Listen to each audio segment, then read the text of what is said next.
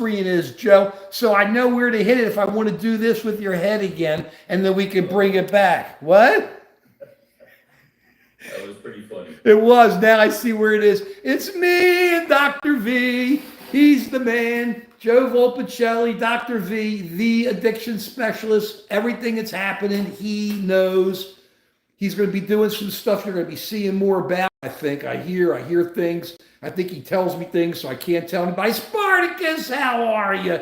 What's happening? It's a tough day today. We're going to start with the bad stuff and try to get it out of the way and deal with it. But it's the Texas floods that just happened, where we lost like 50-some people, a whole bunch of kids. Dr. V is smiling there. Something's going on. We just lost a whole bunch of technical problems. Here we are. They're fixed again. Here we go. So two marks going on at the same time. Well, it ain't me. I didn't touch anything, Dr. V. So thank you for the thumbs up already. So we've lost these people, and we have this gigantic flood. And they said that it was like having 4 days of rain dumped on that one area in like 4 or 5 hours, and it just flooded everywhere. Yet I also read in some papers that there may have been less people working in the weather stations or whoever's there. I know it all happened in the middle of the night. There's no way you put blame on anybody. This kind of stuff just happens. You know, what are you going to say to Mother Earth? When Mother Earth wants to do what she wants to do, that's the ball game. There ain't nobody arguing with her. Even President Trump can't argue with her. She decides what she wants to do. It happens. This flood came down, and it just came blowing through there. But even though it was the middle of the night, you have to wonder, especially when you're hearing that there may be less weather people manning these stations, Joe, and that there may have been less weather people in this station, and so I'm underlining may big time, may not have been able to get the word out or even known in enough time to be able to let everyone know, though it's flooded. And it also makes a flood's fast. It says flood, right? Though it also makes you wonder, this happened 30, 40 years ago. Are they prepared for this in Texas? Are they just going to let kids just put another camp down near where this flood area can be again? Or are they going to try to protect against it? Or what are they going to do? Or are they just going to say there's nothing happening in the environment? It doesn't matter.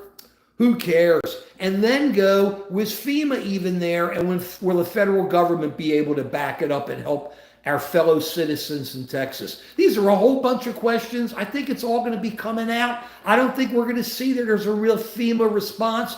I don't think you're going to see a real President Trump response. He may have some because Texas votes for him, but I don't see him out there. You know, we used to have presidents that cared when we had real tragedies like this. Nothing on this side. It's like, hey, that's life, right? As long as everybody's making their money with crypto, as long as everybody's running around, hey, and just taking the power and do what you want to do and putting people in jail and just taking down whoever you want to take down.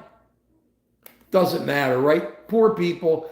People die. Isn't that what Senator Joni Ernst said? I mean, we all know that, but gosh, it seems like it doesn't seem to make much of a difference to this administration. I don't see anybody pumping people out there to get ready to help these people. What's going on? I don't know. Well, we'll leave it up to Texas, right, Joe? That's how it works. Just leave it up to Texas. Hopefully they investigate it and find out what the story is. Well, they've already started giving the answer. Because it's going to be a cover-up no matter what. You can't believe them. So you're already hearing these weather guys, and I have to believe them because they know their stuff, saying it was like 4 days worth of rain dumped in one area in like 4 hours, or a day, 2 days worth, something like that. So it flooded through. But if you have this kind of a problem out there where it's happened before, you have to be prepared for it. And you have to think about, what are you going to do? Where was the governor of Texas? Was he looking out for this? This flooded 40 years ago. Has he thought about this before? You know, people can go, oh, it's a once in a lifetime. Yeah, it was a once in a lifetime to all these kids who died, right? my friend Joe. So, I mean, you only get one lifetime. You can't just say, hey, it was once in a lifetime. You have to think about this stuff. You have to try to look forward. You can't look back. You can't ignore. You can't keep going where we see it happening all the time. It's called Devo, de-evolution. I keep saying, I love the album.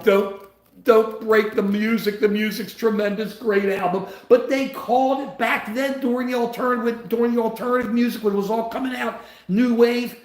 It's de-evolution. We're going backwards. Nobody's looking forward, saying, you know, we may have a problem here. More people could die. Maybe we have to be prepared. Maybe we need more people in the weather station, wherever the weather area is. Maybe we need more dams. Maybe we need whatever. But these people, it's needless. These are Americans dying. Joe, what do you think? Joe? Yeah, I lost the sound for a second. Go ahead. What do you think? What's going on? You know, the administration cares about what benefits them politically, and I'm not sure they're much concerned with actual American citizens. Yeah, but Texas is their supporter. Funding from agencies that are going to forecast the weather. When you take away from agencies that support people in times of emergencies, then this is the sort of thing that you get. You know, and I'm not even sure to what extent does global climate change have to do with this? Our weather patterns have been more extreme throughout the country, and that seems to be related to global warming. So the issue is, who cares about people? And we're seeing it not just with the flooding, but across a variety of issues these days. And it seems that people are more concerned with what's in their pocketbooks, than the welfare of our citizens. And this is just another example of it, I'm afraid. Well, look, everybody's going to care about what's in their pocketbook, Joe. You can't get away from that. That's awfully important. You got to worry about putting food on the table. You got to worry about having a job. You got to worry about it. So I understand all that, but it's not. But the difference between putting food on the table and if you can afford a 40-foot yacht or a 45-foot yacht. But you're not talking about regular people. Wait a second. They don't buy yachts. Look, the big rich people got their stuff, and we'll get into the health care and the taxes, but still regular people who Trump connects with. Trump connects with them. And he says, I'm going to put food on the table. I'm going to help you put food on the table. I'm going to help you make more money. I'm going to help you with your health care. And what you have to do is, those are the people we're talking to. You know, the billionaires are all going to make their cash. You know, there's no getting away from it. That's just the way the game is. You can't win. They're always going to win. Right on. I mean, you try to curb them, you try to break monopolies and do things, but right now the focus has got to be on people. And here we lost 50-some people in Texas. I just think it's because of de-evolution. Nobody's looking forward anymore. They're looking back. They're not saying what can happen. Do we have to be prepared for what can happen? So what they're saying is, I'm going to go back to the way tariffs were. We're going to put up big tariffs. Now, I know what tariffs are only, 17%? Of the economy, 17% or something, or only affect 17% of the prices of the economy. But still, if you're going to be raising them 30, 40%, you got a problem. Trump said he sent down 10 letters already to 10 different nations. Bessent says it's going to go up automatically at the beginning of August. So here we go again. Let's get everybody worked up. Let's start yelling at the Fed. I'll tell you this, Trump got I believe the Saudis and the Russians to expand their oil exploration, their oil production. They're putting out more oil. They announced it yesterday, OPEC Plus, which is the big group, the small group that has most of the oil and gas in OPEC, and they're going to be pumping out more oil, which will bring down the price. You see it's all being worked out in the background, but that's going to bring down the price. He's then going to keep yelling at the Fed and saying it's time to bring down interest rates. You see how the game's starting to work. He's going to say it's time to bring down interest rates. We have to help these people who are not getting food or whatever. And the smartest thing these guys did, my friend, is that the Medicaid cuts, and even the Wall Street Journal on the front page today The Wall Street Journal on the front page today, well, their editorial section poo-poos it, but not the front page. It says millions of people are going to lose their Medicaid and health care. It says it on the front page of the Wall Street Journal, talking about a bill, a Republican Trump bill that just came out. But you know what they did? They were really smart. All of the tax cuts happen now. Are you okay there? Are you okay? Okay, we worry about them. All the tax cuts are happening now. But all the Medicaid cuts and health care cuts are happening after the election. So the election is next year, 2026. So the Medicaid cuts go into effect 2027. So he's doing it, and they did it. Think about this. I mean, it's just out and out jive. And it's such jive by the Congress and the Republicans and Trump. But they sit there and they're going to make sure you get your juice, your sugar, and get that now so you can see you get your tax cut. But they're not showing you're going to get cut on your health care until after the election. So they're going, oh, and then after the election, it'll go, oh, well, we didn't know that was going to happen. Let's help these people now. So in 2028, we're helping them. You can see it's the whole Trump game. Break the egg, destroy what's going on, and then say, I'm here to help you. And that's it's amazing. But still, millions of people are going to lose. I'm reading there's some hospitals that we're going to build out. They're not going to build out any longer. It's the insurance companies are going to have issues. We're going to have to see what's going to happen to our health insurance companies. You know, it's interesting. Yeah, they're making big money, but they've been really called out. So if we're going to have this big overall on health insurance, who's going to lead that? RFK Jr.? I mean, think about where all this is going. Devo, because who needs health care?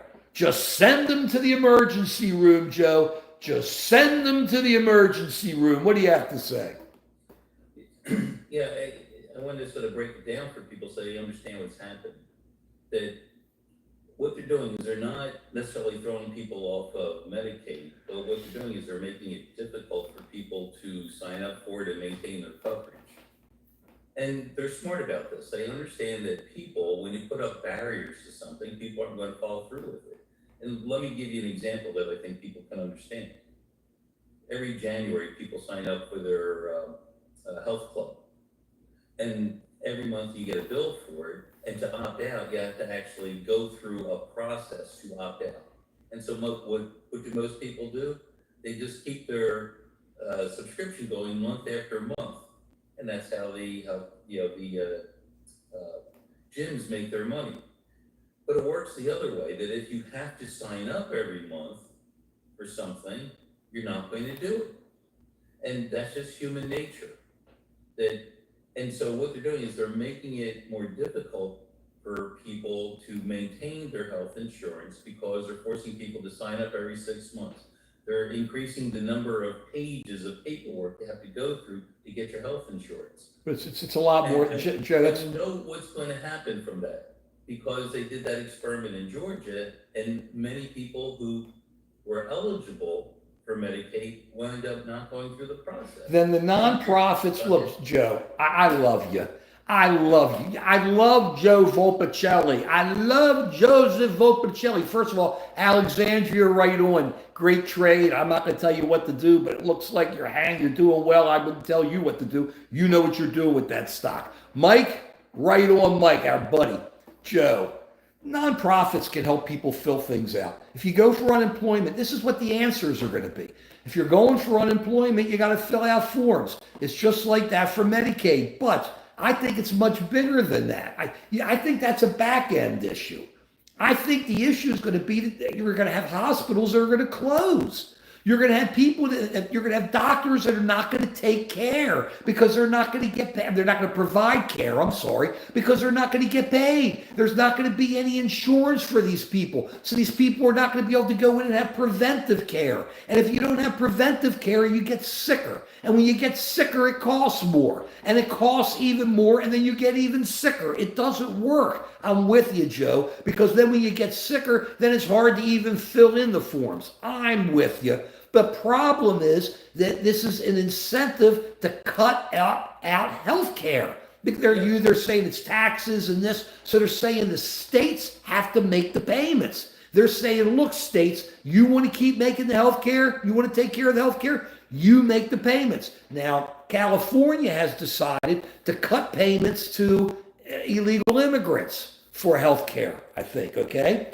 Then you have some other states, which it goes beyond health care, where they're cutting out college, in-state college tuition for people who are there. Of course, you're a DACA, you grew up there. I would think you'd be entitled to it, but they don't look at it that way. So absent that, but let's get back to healthcare. I'm sorry, it was my little going off to the side. I'm sorry. I do that. My head, I have trouble keeping it going straight down. I got to kind of go around curves. It's more fun than just going straight down to the end. So but the whole idea is they're trying to cut out what it is the federal government. So the federal government doesn't make the payments. It's the same way with FEMA.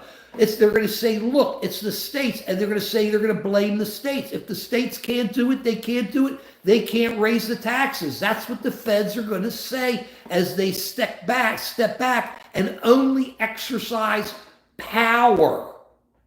They're only going to exercise power for the powerful. That's all government is becoming now, because they don't have to. They say, states, you take care of the poor people. States, you take care of your citizens. States, you take care of the less fortunate. States, you take care of the uninsured.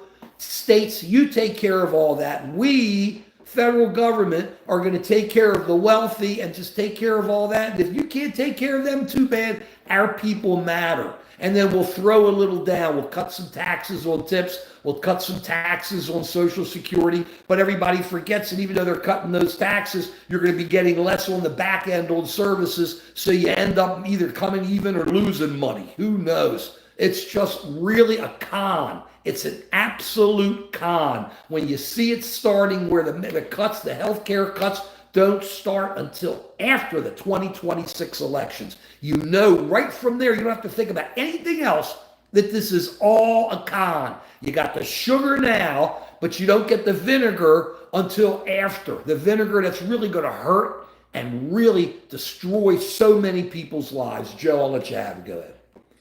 Yeah, I mean, here's why I think there's going to be some consequences sooner than that. Right now, there's a law that emergency rooms have to take care of people regardless of their insurance. So if there's an emergency, you have to take care of the emergency.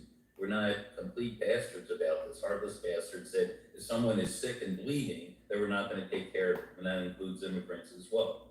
So when someone comes into an emergency room and doesn't have insurance, who's going to pick up the bill? The doctors are going to get paid. The lab costs are going to still be there. All the support staff is going to be there. So who's going to pick up the bill? The hospitals. Now, some of the hospitals, particularly in rural areas, are sort of on a thin line in terms of making a profit or not. And so they need private money to keep them going. So if I'm a rich businessman, and I can invest my money anywhere, and I can put it in Trump's crypto accounts, or I can put it in a rural hospital that's going to lose income because you're going to have to treat people who don't have any insurance. I'm not going to invest in that hospital anymore.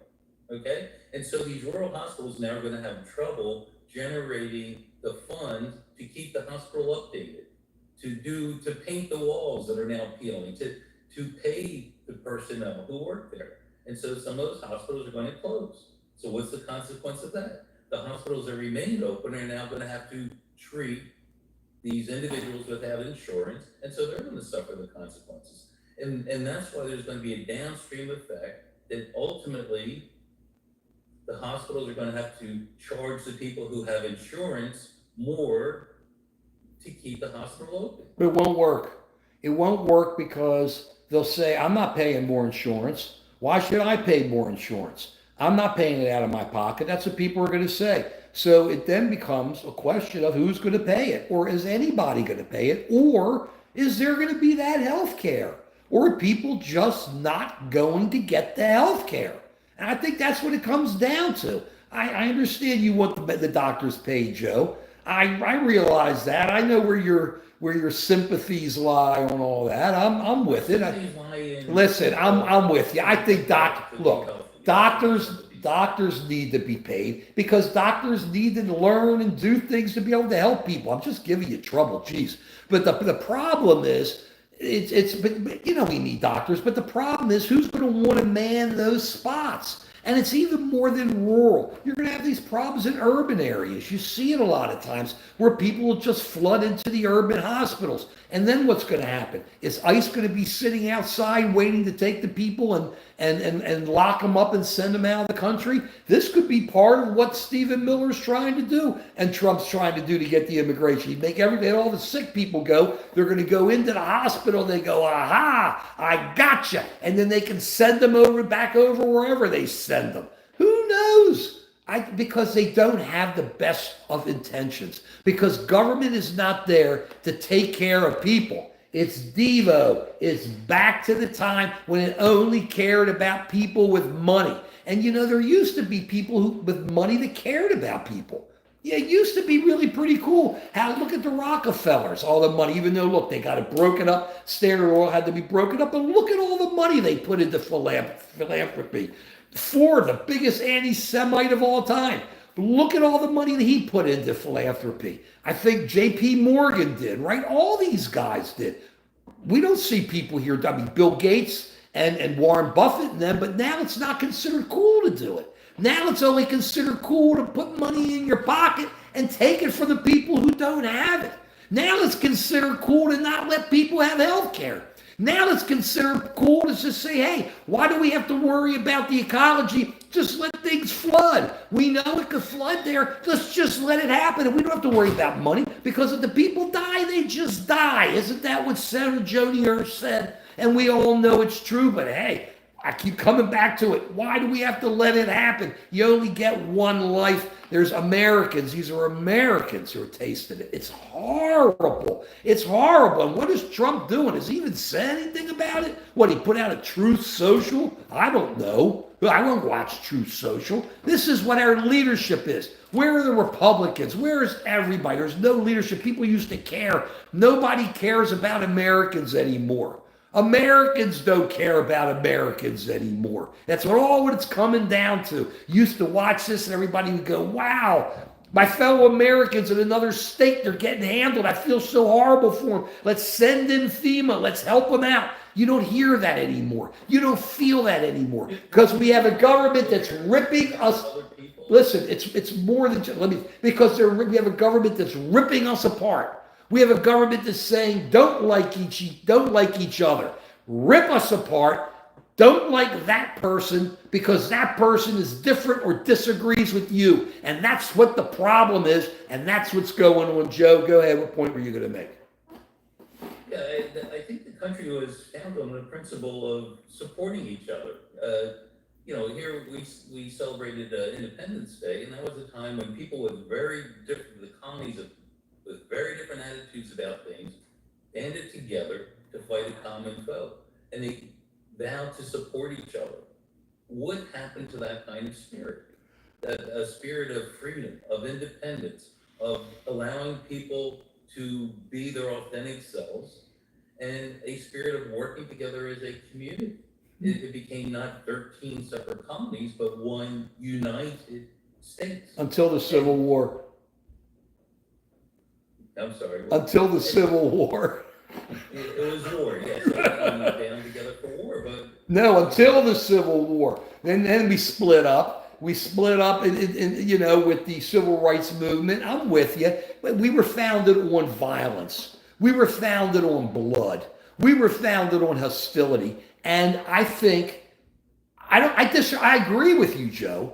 But I think what happened is we had leaders, founders, that were able to rise above that violence, that were able to rise above that hostility, that were ready to rise above that blood and say, we have to come together because we know you stand together or you hang alone. And that's what, and we knew that, and that's what they had to do. even with all the blood, even with Bunker Hill and the Tea Party and New York, Long Island, when we got handled there, and then New Jersey, and then just everywhere. It didn't matter. Ticonderoga, wherever they all were, just blood everywhere. But these guys knew. They went to Europe. They saw how horrible it was in those places. And they said, we have to come together. You had Ben Franklin, you had George Washington, Jefferson. Well, he was just a good writer. You had John Adams, a lot of these incredible founders who said, we have to rise above the blood. Joe, isn't that what you're saying? That even though we have it, we have to rise above it because we are one. Joe? We had courageous leaders then. And courage means standing up for people who are in a position where they don't necessarily have the means to help themselves. It's not courageous. It's not courageous to have policies that reward people that already have the resources. What's courageous is that you help people that you're not going to get necessarily personal gain for it, but you're doing what's correct, what's right. And we seem to have lost sight of that fact.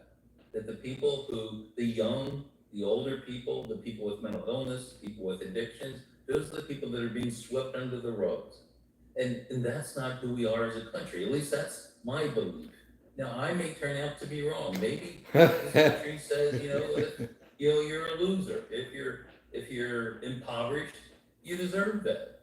But is that the kind of country we want to have? And that's the question. And we are at a fork in the road right now, and you're right. Are we going to evolve to be caring human beings to help all Americans? Are we going to devolve in terms of a group of people that you only stick up for yourself? There's us and then there's others. And it's really easy to point a finger at others, that the people who are weak, the people who are helpless, those are the others. Somehow they deserve their fate. And I disagree with that. And I say it all the time. And this past weekend, I went to a 4th of July parade in a town not far from my house. And it's in a more rural area. And what impressed me was there were so many Trump supporters there at the parade. They were very happy. They were very proud. There were bands coming down that supported Trump. And they seemed really happy. And as I looked around, I looked around with some sadness because I don't think they realize what's happening. That Trump doesn't care about that. That the enthusiasm they love they have for this MAGA movement is not going to come back to really reward them. It's only going to come back to take from them. They're being used, they're being manipulated. They think you're wrong, Joe. And they think you're wrong. What can I say? Can I jump into the mosh pit quickly? There seems to be something. I've been seeing it's interesting with Spartacus and Samuel, and I'm not sure. Can I just kind of jump in here for a bit? I'm not sure what's going about here. Let's just understand it. Samuel and Mr. R and everybody in there, Mike and everyone. You make what you make, no matter where you work. You get a job. If you can get a good job at Walmart and be a manager and make $250,000 a year, I think that's how much the top guys make there. Then right on, you make it. If you can make that much as a welder, right on. You go where your skills are, and you go where people need you. And so it's really what you get paid is what your value is, the value you provide at that time. And if there's a whole lot of people providing that value, then you'll get paid less. And if there's less people providing that value, you get paid more. And if you are the top providing that value, you are going to get paid more. And that's just what that's in the pure capitalism. We all know there's more to it than that. But in capitalism, that's the way it works. And so you can't look at Walmart or look here or look there. You want people to have jobs. People like to have jobs. You want them to make money, and you want them to be able to take care of their families. And I just have to assume that's what's going on. So I just thought I'd throw it out. I'm not worried about equal or whatever. We're all equal in America. We don't all make the same money, but we're all equal because we all have the same rights. Unless we have a government trying to steal it from us, we have the same rights under the Bill of Rights. That's why we have what's called a Bill of Rights. It wasn't a Bill of Rights for the government. It was a Bill of Rights for the people that the government is now trying to take from us. Remember, They tried to pass the Constitution without a Bill of Rights. You couldn't get it passed. No, that you weren't getting all the states to sign on. You put together a Bill of Rights. George Washington was behind it, and the other guys, they pushed that Bill of Rights through. All of a sudden, everybody signed on. That's what it is. That's what you have. That's what I have. Doesn't matter what your name is. Doesn't matter what your religion is. Doesn't matter where you came from. If you're an American, you're an American. You got those rights, and the courts say you have some of those rights if you're not an American and you're here. But that's what's so great about this country.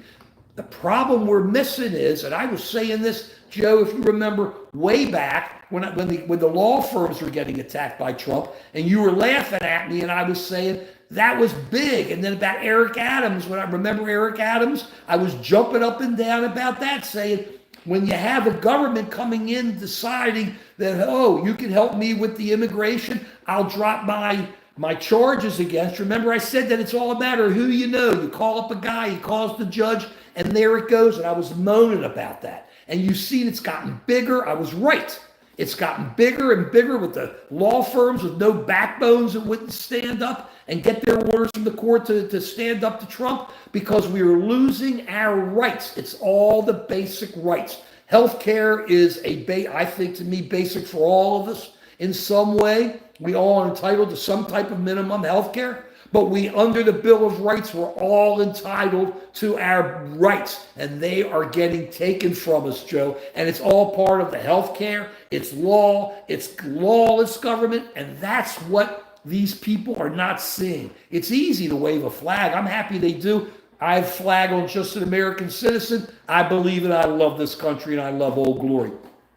But people are not seeing that they are losing. People are losing their rights. Not you're going to lose your health care tomorrow. You're losing your rights now. What happens when these people with masks show up at your front door and you're an American citizen? There have been American citizens swept up in these things, and cuffed and then let off like hours later. But think about that. You're an American citizen just swept up because they want to sweep you up.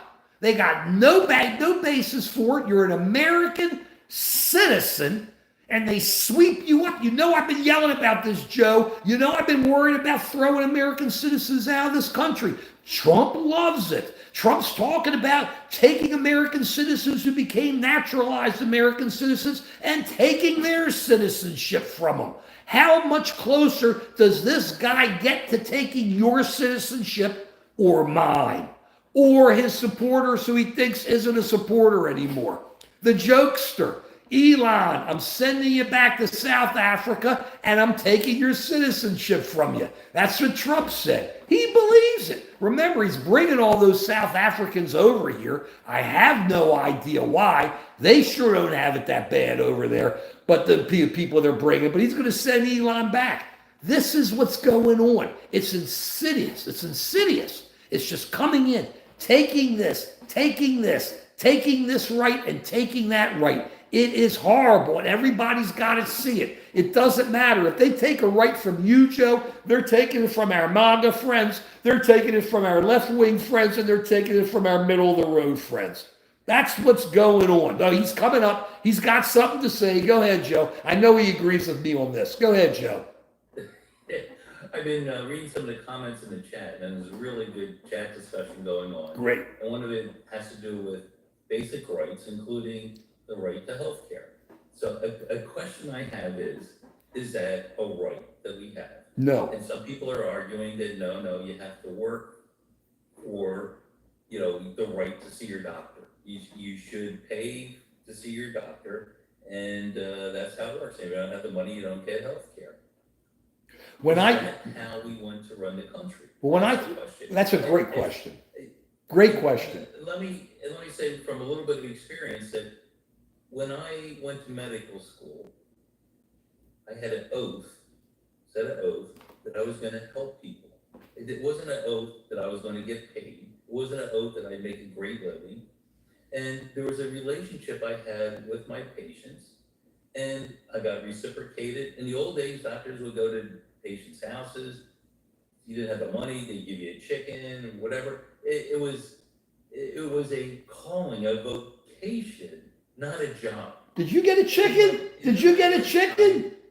Did you get a chicken? I would sometimes, I've got a painting, I have one of my patients didn't have any money to pay me, and so he did a painting. For Cool, me. cool. A gentleman who did photography. Then he sent me some of his photography. And it was a vocation, and I love being a doctor, not for the financial reimbursement, but because I was helping people. So you have no trouble not getting paid now? If people just wanted to come knock on your door and they just need your help and they're really getting handled by what's good. I'm not saying, would you do it across the board? Would you do it across the board because you love it? It's a vocation. Would you just give your time 40 hours a week for whatever the organizations are, whoever it is, where you would just do that and not get paid, assuming you make enough to eat? Let's assuming that. But would you be willing to do something like that? Personally, where the money is not so important. However, I also run a business. I'm a businessman. I hire people. I hire nurse practitioners, physician assistants. Mm-hmm. I have a office manager, Mm-hmm. and they want to get paid. Every 2 weeks, I have to make out a check, and so every 2 weeks, I have to look at my bank statement and see if I have enough money to pay them. And if I don't do that, the center won't exist anymore. And so no one will be seeing the patient. So I have a responsibility also to make money. And for years, I've been battling insurance companies to try and get decent reimbursement for the services that we provide. And sometimes we go above and beyond, and the insurance companies cut here, cut there. Quit moaning. Quit moaning. Talk about the people. We're ending that. Insurance people don't care. They pay too much for insurance. They get pissed. That's the bottom line. Look, Joe, I love you. Take a deep breath. We don't care. I appreciate the money everybody's making. Look, doctors also had an expectation of making a really good living. That's one of the reasons they would do it. Because if you didn't think you'd make a good living, I don't blame you. If you didn't think you could make a good living, it wouldn't be worth all the years you have to put in, all the research you have to put in, all the knowledge you have to have, and everything you have to do. I understand it's called investment. Yeah, it's great being a doctor. You have to want to do it, and it's hard as can be. Man, do I know how hard it is to take those courses. And I respect doctors big time and respect what they do. But yeah, I'm with you, Joe. But yeah, I ain't worried about how much the doctors make and their insurance company problems. That's their problems. I know patients that have problems with insurance companies. That's more important. And those are the people we talk to.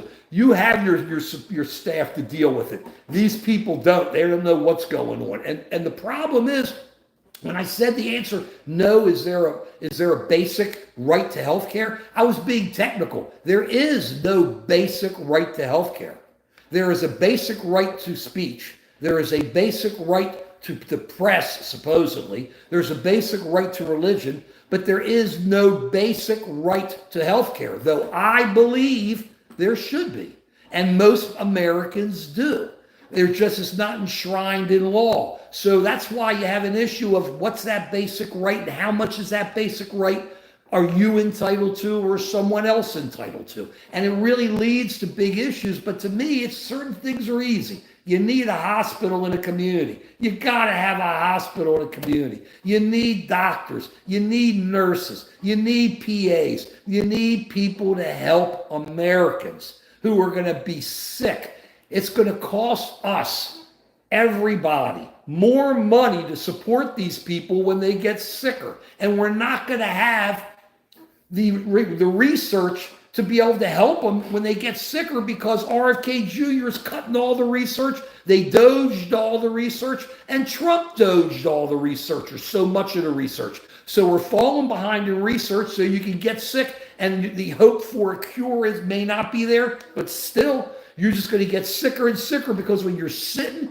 in an emergency room, I mean, Joe explained all the things it takes. Me, I ain't worried about what it takes. The fact is this, you can't go to a doctor, you're going to the emergency room. You call up a doctor's office, they say if it's an emergency, go to the emergency room. You're going to have lines out the front door for emergency room. You're going to have overwhelmed emergency room doctors who don't get paid bupkis. okay? And they'll be up all night, all day, trying to take care of people. You're going to have famine. It's going to be horrible. When you have real issues, it's going to be tough. I mean, not real. That's going to become their normal doctor. But if you have real, like emergencies and stuff, it used to be called an emergency room. It really isn't going to be an emergency room anymore. It's going to be like a patient first. And everybody's going to come in and there's going to be issues. And that's the problem. So, no, unfortunately, there is no basic right to health care, but we do have at least the Obamacare. And if you look at the new bill, Joe, it eviscerates Obamacare, because what's happening is we have the money going in to keep the rates lower that people are paying monthly. Those rates are now going to sky, and there's going to be real issues about what's going to be covered. That's all. Those are the real problems. You're not even going to be able to get to the point of trying to keep your insurance. It's going to be how you're going to get insurance. And what's it going to be? This is the Trump answer. You ready? You get absolute minimum insurance. You get high deductible insurance. And then you go out and you buy an HSA. An HSA is a health savings, whatever it is. I think it's called HSA. So you'll do that. Right, so health savings account. So of course, everybody, Joe, you know they're going to do it. You know they're going to run right out and start a health savings account. And they all have, you know this, don't you? Thousands of dollars to put into that health savings account. So when they need it, it'll be there. So they don't have to worry. What a great idea on this health care. People are going to be covered when they leave the Obamacare. And it's really going to work. It makes sense. No, it doesn't. You're not even giving people a chance to pay for that health care. So for those of you, I assume Joe's reading the comments, I'm not, but going off of what Joe said, for those of you who are saying you got to pay for your health care, if your health care goes up in price 20%, 30%, 40%, 50%, how are you going to be able to purchase that health care? And if your job doesn't raise your income that much, your wage, what are you going to do? That's the problem with all this. It's just slicing. It's slicing and dicing. Just like what he's done with our foreign policy. Quickly there, he has surrendered Ukraine to Russia. Trump has surrendered Ukraine to Russia. I'm going to say it again. Trump has surrendered Ukraine to Russia. He's also doing a pretty good job in the Middle East. It looks like he's trying to bring people together, get these countries to work together, trying to do something in Gaza, trying to get the hostages, and maybe, hopefully, take that 3,000 years of hatred and get rid of it, or at least calm it down a little bit. I give him credit on that. But he is surrendering Ukraine, surrendered a democracy, surrendered our friend, surrendered a country that helps protect NATO, surrendered a country that helped protect us, to Russia, because he loves Putin. Remember, starting in April, 2 weeks I'm going to tell Putin. 2 weeks I'm going to tell Putin. I don't understand Putin. 2 weeks I'm going to tell Putin. He understands Putin better than Bush understood him when he looked into his soul. He knows the darkness. Trump knows the darkness that he's dealing with. He appreciates it. He likes stuff. He likes dark. He likes all that. So that's where it is there. Trump surrendered Ukraine. But he may be doing a good job in the Middle East. So we'll see how that goes. I'm worked up over all that. But what he's doing to healthcare, say bye-bye, bye-bye. Quick breakout here. I'm not giving you the album of the week yet, but whoa, I knocked it. Quick breakout here. I got to just calm down a little, but I got to get you worked out. Remember I always say to you, Monterey, that's where it all started. The second takeoff, really the third takeoff of rock as we understand it. Elvis, quote unquote, was first. I mean, there was Little Richard and all the other guys and all the other guys before him, the blues guys, but just talking generally. You had Elvis. Then you had the British invasion, the Beatles. Then you had Monterey. I always talked about psychedelia. It went crazy. Hendrix, Otis, The Who, Janis twice. Listen, the thing is back then, Joe, you had no social media. So how did you hear about this stuff? You hear a little bit here, you hear a little bit there. Well, Monterey went into the movies. And when they went into the movies, everybody said, Jimi Hendrix. Wow, Jimi Hendrix, how can he do it? So I went out, and after I went to the movies, I bought Monterey, Hendrix, Otis Redding and the Jimi Hendrix Experience, and I listened to it. I listened to Otis. Otis just went crazy. Shake, respect. I can't get no satisfaction. He did his own Mick Jagger, and he was rocking up there. I've been loving you too long, and then of course try a little tenderness. Just try some tenderness. And then Hendrix, lighting his guitar on fire, shooting out the flesh, shooting out the fuel. We all know why. Working it, turning it up. The hippies were going crazy. You see them just going, wow, wow, incredible. And people started talking about it. Who is this guy? Who are these people? I'll let it go. I do it just to calm us down because it's great music and because it's what really makes people happy. You listen to it, but that's not my album of the week. Because before I get to my album of the week, I don't know. Was there one issue we haven't hit yet, Joe, before I get to the album of the week? No, you go to the album of the week. Did you look at what do we have on YouTube there? What did I put up in that description? Perfect storm. Storms, rates, and healthcare. The rates have not come down. That's the last thing. I was waiting for Joe to do it. He did a good job there. He's tremendous. Interest rates. We always talk about interest rates. I've been telling you, interest rates have been staying up and they're not coming down because what's happening is it's now starting to change. The long-term interest rates, which went up, are starting to come down a bit, but now it's changing. The market's starting to change a bit, so watch it. OPEC Plus, who is a chunk of the OPEC, is reducing, we talked about this earlier, so I'm coming back to it, reducing oil prices. When you reduce oil prices, hopefully that reduces inflation numbers. You can then see more heat on the Fed to reduce the interest rates. If you can get, and remember, they can only reduce short-term interest rates based on employment and based on inflation.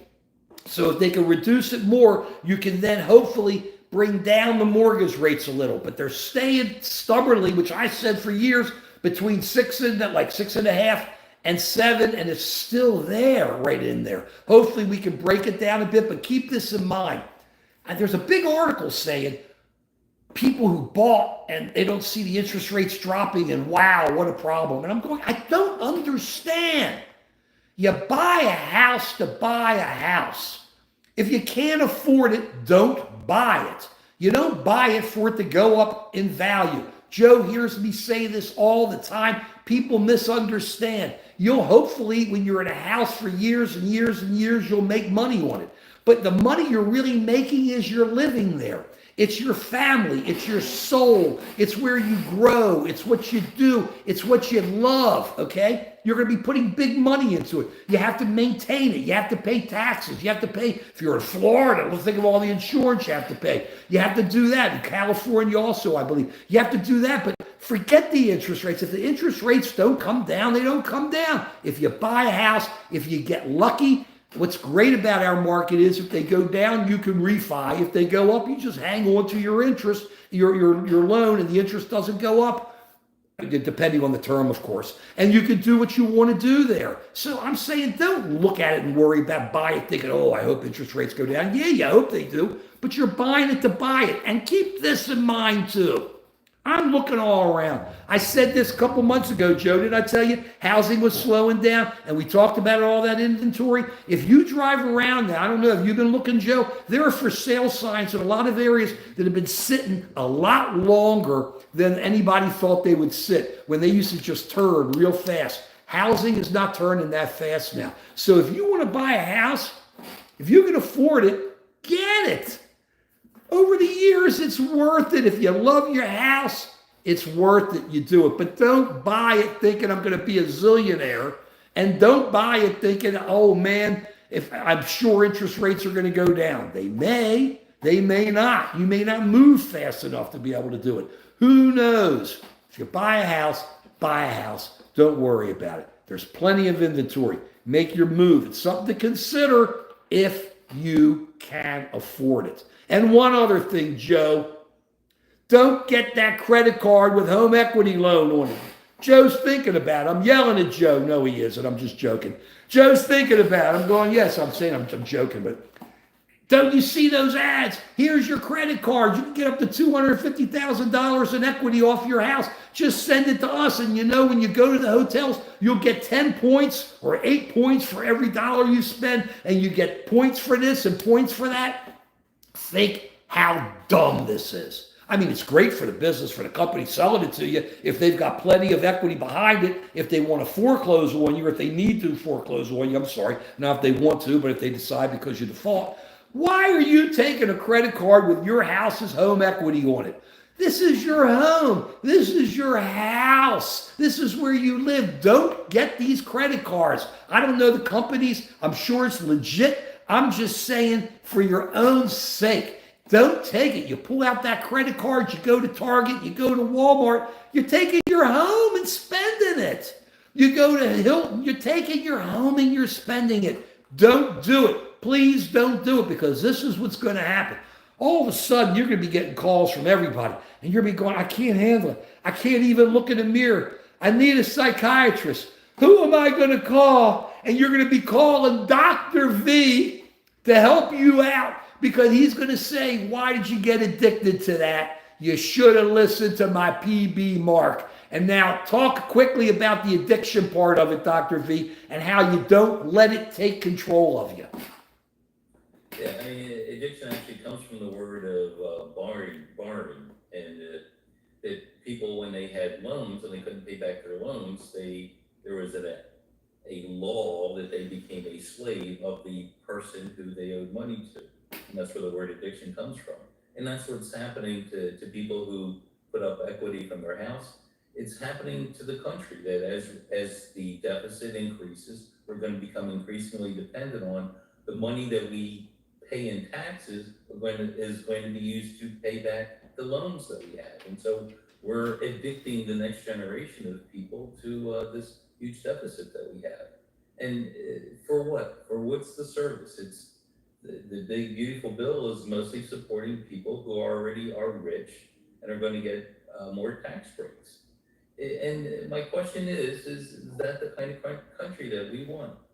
That the people who have get more, and the people who have less get less and less. And I don't think that's what the founders had in mind when they put this country together. And I don't think that's what's in most people's hearts. When your neighbor is suffering, you let them suffer.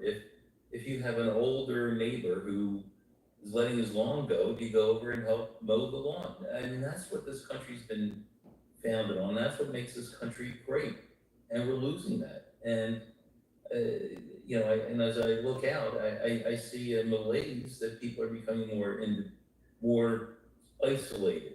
They're losing a sense of community. They're losing a sense of who we are. And that's my concern. I mean, from a very real perspective, Trump is winning. He is getting his bills paid. He is getting his policies implemented.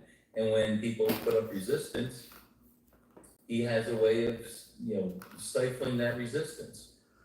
You said earlier that people are losing their freedom.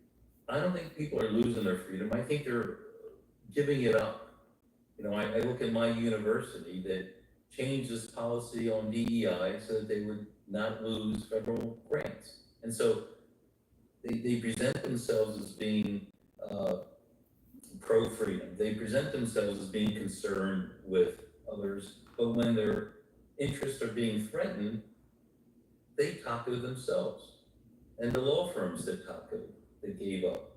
And you can see that in our politicians, that they say that they're in favor of the poor, they're in favor of healthcare for all. But when Trump threatens to primary them, they capitulate, they give up. And that's what I'm seeing, that the people are not standing up. I just don't see much courage right now. And I think there are people in this country who do have courage, and we need to support each other to express that. And hopefully that's one of the themes here, that be it flooding in Texas, being healthcare, being looking out for people's welfare in terms of being able to afford a house.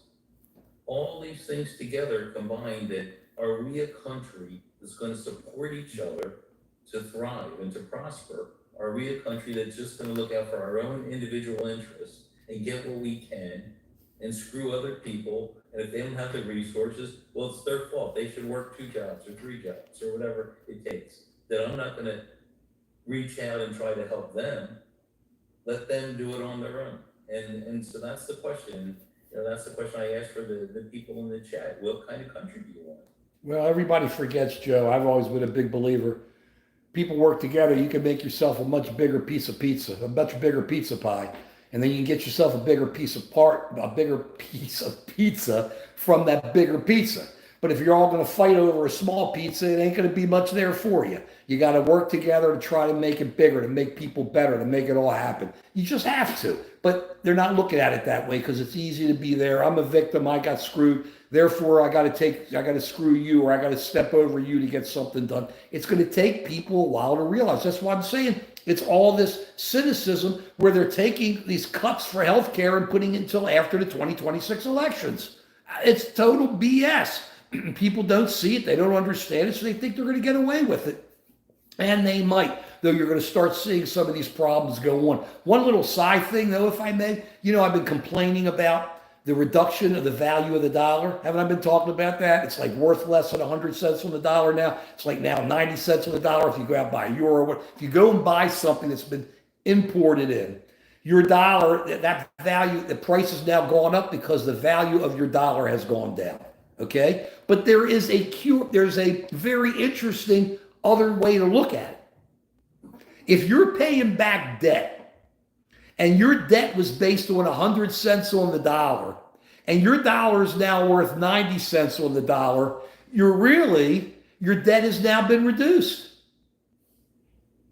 Right? Because you're paying, right? Isn't it amazing? Because now that dollar's worth less, so if you're paying less on it, why not? Hey, that's just such a joke. The whole bottom line is this.